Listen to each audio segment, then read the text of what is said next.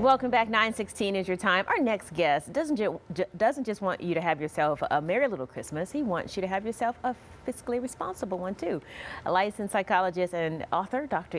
Erik Fisher, is back with us to share some great tips on keeping your heart and your wallet full of joy this time of year. And first and foremost, and it's kind of sad we have to remind people of this, you got to remember the reason for the season. Exactly. Yeah. This season is really about reflecting on what we've given and what we've received in life, to look at the abundance in our lives. No matter where our bank account is, we always have abundance. And you can't put a dollar amount on that. And I think what happens is we end up giving our kids the wrong lessons, and they grow up with this language. I always talk about the language of our culture, and I think the language of our culture a lot of times is about money, when we have to look at the true priorities in life. And that's why it seems like the more I give, just give a whole bunch. And You're not for that. You're about quality time. Exactly. Well, throughout the year, we have all these opportunities with our kids, but we get pulled away from overscheduled lives and the things we feel we're supposed to do to make their lives better, whether it's sports or us working longer, making more money and things like that. Kids don't necessarily ask for that. That's what we feel like they want.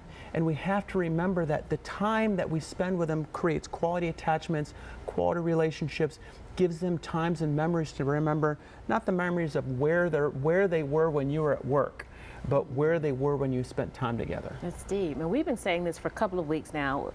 And I know it sounds like a broken record, but maybe we'll get somebody else every time we say it. Budget, budget, budget, budget. I feel like we're saying the same thing, but it's important to remember. Well, because, we think Christmas is here, and it makes us feel happy when we spend money, and that can be a high. It releases endorphins in our brain to spend money and things like that. But when we overspend, what happens when we get the credit card bill in January and are paid in February and March and April? And too many people go into debt for one day of the year that we have to think again, are we sending our kids an appropriate message when we do that? And then when we might feel resentment for what we spent on our kids when they don't appreciate it, that doesn't feel very good either to them or us. Speaking of emotions, you talked about guilt giving? Yeah, a lot of people, we give out of guilt. We think, well, I should do this for this person, or well, my kid deserves this, and well, my neighbor spent this on their kids, because we hear the talk back and forth, and sometimes it does become a competition.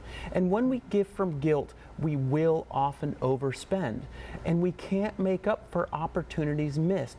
We have to make up for them, not with our bank account or with our wallet, but like I said, with the quality time spent, the things we do with our kids, spending a time reading a story with them. And I start a new ritual this year of reading a story. As on the website, I put a poem called "'Twas the Sale Before Christmas." It's a great poem. But something like that you can relate to your kids with and have this connection, not just in gift giving. At the same time, though, you can't go into any store without them saying, "Come, last minute deals." I mean, their doors are going to be open in some cases until December 24th. Right, and that's where you go back to your budget. Some people like to go out on Christmas Eve, and they feel like that's part of the ritual, is to go out and spend a few more bucks. But if you want to do that and know you're going to do that, then hold some money back for that. But the other thing you have to realize is $50 spent on a great deal is still spending $50. And we have to realize that. So be conscious of the pool to want you to spend, because that's what the merchandisers want you to do, and that's what the economy wants you to do. But know that you have to be responsible 365 days a year, and that you have to look at that, not just Christmas Day. Your bottom line, enjoy your kids, cherish the time, and remember the reason for the season. Exactly. That's wonderful. By the way, check out the poem. It is funny and it's appropriate as well. It's on our website. Definitely check it out. For more information on today's tips from Dr. E, just log on to the Scene on Good Day Atlanta section on our website.